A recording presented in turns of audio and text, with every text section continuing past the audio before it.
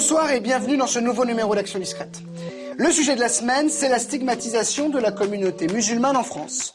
En effet, entre les discours parfois ambigus autour du débat sur l'identité nationale et les dérapages de certains politiques, les Français d'origine maghrébine se sont aujourd'hui pointés du doigt. Heureusement, pour corriger le tir, Nicolas Sarkozy reprend une nouvelle fois les choses en main et lance une vaste campagne de communication citoyenne chargée de balayer les clichés et d'éviter les amalgames. Révélation. C'est dans un marché parisien que nous avons suivi le travail d'éducation et de prévention de la cellule propagande du ministère de l'Identité nationale.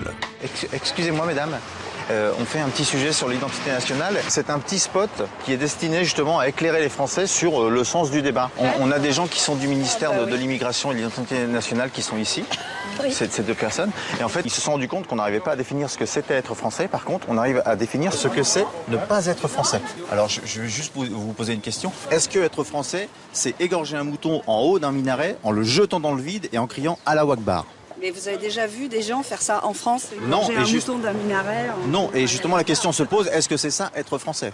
Non mais attendez, ça veut rien dire cette question. Non, mais, excusez-moi, mais... Non mais on définit. Je vous réponds ce que je pense. Oui, mais je vais pas non plus vous laisser me faire dire simplement ce que vous avez envie que je dise. C'est un reportage orienté, je suis désolée de vous avoir donné... Et pas oriental. Orienté, mais pas oriental. Vous voulez faire dire à madame une phrase qui vous intéresse, vous. C'est quand même bizarre que le ministère de l'Immigration fasse ainsi le débat sur l'identité nationale. Monsieur, attendez. Ces gens veulent simplement nous faire dire que les musulmans sont pas des... On veut les réponses. Ah non, bah ça c'est votre délire. C'est votre délire communiste. Mais merci à monsieur Besson, oui. On s'est rendu compte que c'était difficile de dire ce que c'est être français.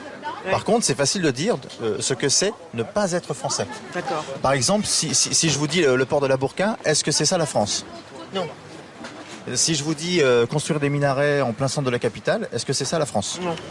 Si je vous dis égorger un mouton en haut du minaret et le jeter dans le vide en criant Allahu Akbar, est-ce que c'est ça la France? Non.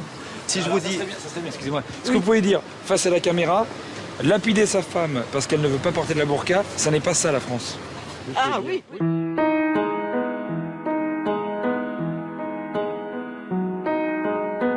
Lapider sa femme parce qu'elle ne porte pas la burqa, ce n'est pas ça, la France. Merci madame. Merci beaucoup. On va faire juste une petite scène. Non, vous inquiétez pas, c'est pas un vrai. C'est pas un vrai arabe. Il va faire Allahu Akbar et vous allez dire c'est pas ça la France.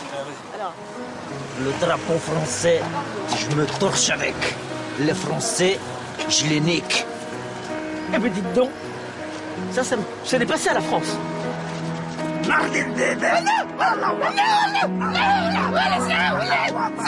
Mais c'est pas la France tout ça, c'est pas la France. C'est pas la France. Non, pas du tout, voyons, on n'a jamais vu ça. Des scènes de lapidation, on en voit tous les jours. Ah, moi, j'en ai encore jamais vu, mais pas dans cet arrondissement. Est-ce que vous pouvez dire face caméra, égorger un mouton en haut d'un minaret, c'est pas ça la France? Ah non, mais je savais même pas qu'on égorgeait des moutons en haut des minarets. Égorger un mouton en haut d'un minaret, ça n'est pas ça être français. Et on va faire juste une petite scène, c'est pour montrer parce que c'est très pédagogique. Vas-y Jean-Jacques. Marden, je te saigne comme un agneau le jour de l'Aïd al-Kébir. Mon Dieu, quelle horreur! Mais c'est l'horreur, ce n'est pas la France, ça, voyons, mais j'ai jamais vu ça. On va faire la ceinture d'explosifs avant ce qu'on n'a pas eu tout à l'heure. La ceinture explosive. Non, vous inquiétez pas, c'est bon. Non. Allez, je fais la scène du kamikaze et vous me dites c'est pas ça la France, d'accord? Oh mon Dieu! Non, c'est pas ça la France, mon Dieu, mais ça me fait peur. Hein. Merci madame. Vous êtes FN? Nous on est UMP, enfin, c'est pas très loin. Ah ben non, moi je suis UMP. Mais même si vous étiez FN, j'en ai rien à faire. Grâce à vous, on va avancer parce que... Ah mais il faut que vous avanciez. Ne vous inquiétez pas, avec nous au pouvoir, madame, ça risque pas de traîner. Autre initiative pour favoriser la cohésion nationale, la diffusion d'un spot d'accueil à l'intention de tout nouvel arrivant musulman sur le sol français. Amis compatriotes musulmans, bienvenue dans un pays de liberté, d'égalité et de fraternité. La France est heureuse de vous compter parmi ses ressortissants. Mais vous ne devez pas vous comporter n'importe comment sur notre territoire. Voici quelques règles élémentaires de discrétion qui favoriseront votre intégration. Monsieur, en tant que nouvel arrivant, votre attitude pourrait choquer celui qui vous accueille.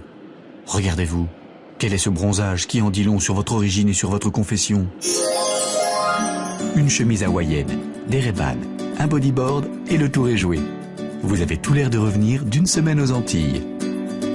Si vous avez eu l'énergie de trouver du travail, n'effrayez pas pour autant vos collègues avec des coutumes ostensiblement barbares. Je prends la commande pour Speedy. Qui c'est qui veut des sushis? Ah, moi je veux bien. Ah non, moi je peux pas, je fais Ramadan.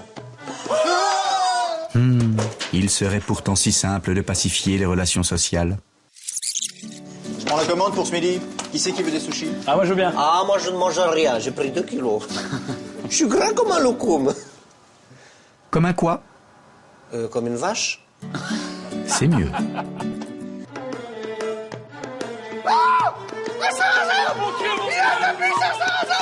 Allons, Momo, qu'est-ce que vous faites? Vous cherchez l'incident, décidément. Bravo, Momo. Votre accessoire de prière passe totalement inaperçu. Et vous n'effrayez plus personne. Et votre femme ne préférerait-elle pas susciter l'empathie plutôt que la peur? De l'astuce, bon sang. Avec du bandage et un peu de coton, faites croire à une rage de dents. Voilà, amis franco-musulmans. En suivant ces quelques conseils, vous vous sentirez parfaitement intégré, libre de pratiquer votre culte, de manière humble et discrète. Regarde-moi cet accoutrement, c'est cru au bled le bico. Je t'ai bien dit qu'ils battaient leurs femmes. Voilà, c'est terminé pour aujourd'hui. Rendez-vous l'année prochaine pour une nouvelle enquête. Action discrète, à l'action discrète.